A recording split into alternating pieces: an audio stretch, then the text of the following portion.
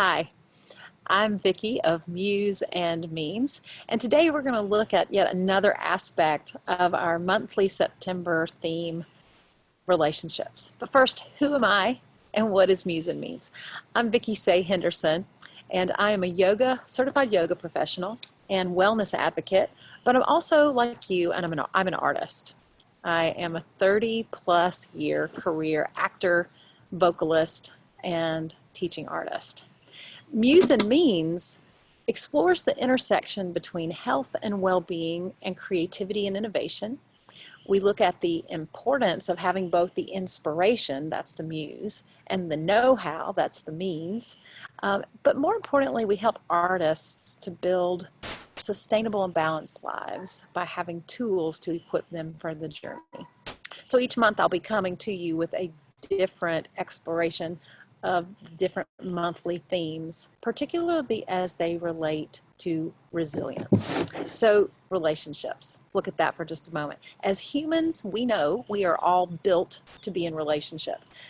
Author and research professor Brene Brown tells us that we are all hardwired for connection. But the truth is, we're actually in relationship to not only people all around us, but absolutely everything that surrounds us. If you think about it, you're in relationship to gravity, the chair that maybe you're sitting on, time and how you manage it, food, oxygen, absolutely everything you have a relationship with. As an actor, I know that my changed dramatically when I shifted the way I approached characters to think about how they too are in relationship within the story to everything all around them. But more importantly, our relationship with ourself is paramount because it sets the tone, the template, and the lens for how we then go and relate to every single thing around us. So at any given moment, we have the power to change the way we feel and the way we perceive the world. And those two things are closer than we could possibly imagine. And it's in our breath, and it's also in our awareness. So we'll look at those two things at the same time. As artists, we're called upon to practice keen observation of the world all around us because we can find inspiration for both what we make and how we make it from what lives inside of us and what lives outside of us.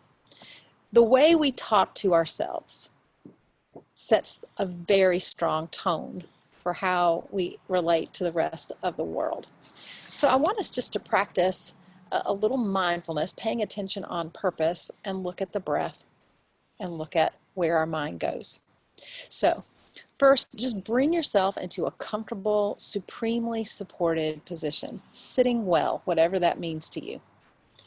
If there are distractions in your environment, take just a moment to maybe manage those. But if you can't do that, consider all the sounds and sensory awareness things around you to be elements that you can use to practice a stronger sense of mindfulness. So sit well, and then if you'd like to, maybe close your eyes. If that doesn't feel appropriate where you are today, just lower your gaze. Maybe find a focal point with your eyes and soften them. And then whatever sounds you hear in your environment, imagine that they were all meant to be there. It's a natural part of your experience in your moment.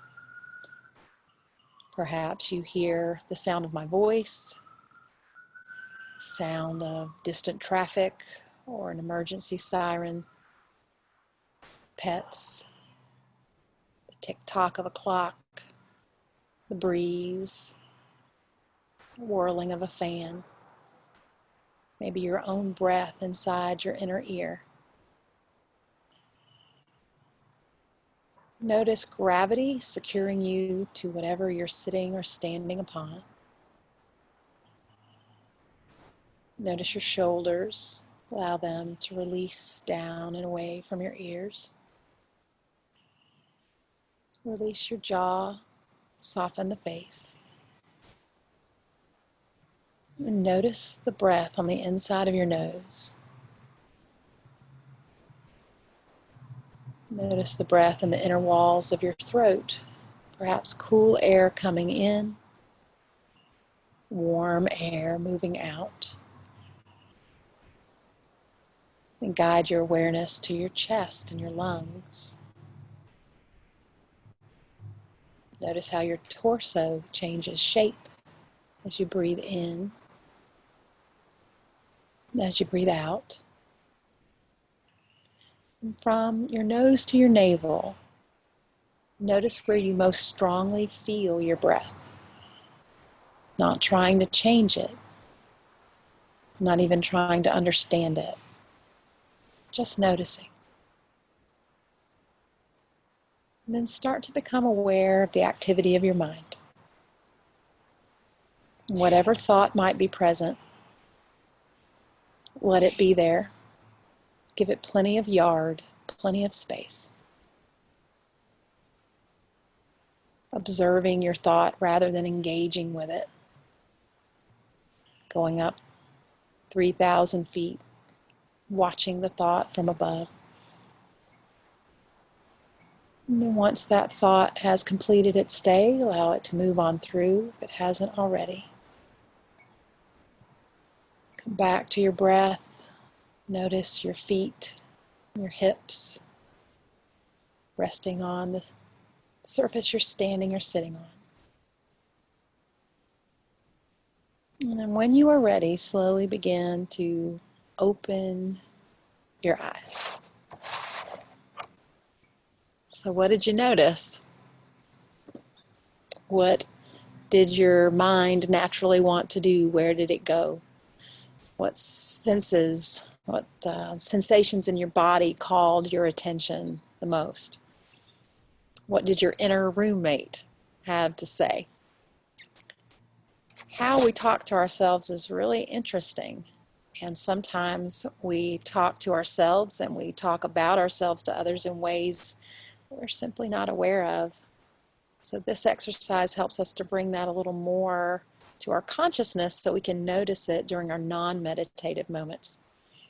So ask yourself maybe, how do you want to feel? And is the way you talk to yourself and regard yourself helping in that pursuit? Or is it hindering it? And then ask, what kind of relationship would you ideally like to have with yourself? And knowing that you have within you everything that you need right now to bring that relationship about. And it starts with our awareness.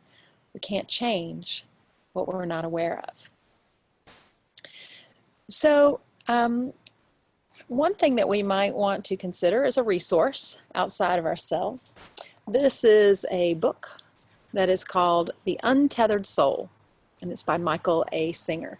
And in it, he gives us a blueprint for how we can go from current awareness of how we think with our inner roommate, and then how we can move towards something that helps us to have a healthier, stronger, more supportive relationship that really does reflect who we are and not just how the world is impressing things upon us. The other thing I want to look at is how we relate to other people. We can practice a lot of awareness on ourselves, but we don't want to live there permanently. We want to be able to strike a nice balance between those two. Being seen, being heard, and being understood is a very universal need. In caring for the well-being of other people, we build community, which then in turn creates a sense of belonging and a sense of connection. So as you look around the community that you are in, recognizing that everyone around you can be part of that community, approach them with a sense of curiosity, wonder, openness, and non-judgment, and genuinely check in on them. Ask how they're doing, safely, of course, during this time of an epidemic, a pandemic, and do what you can to help people feel like they are a valued part of the community that you move in.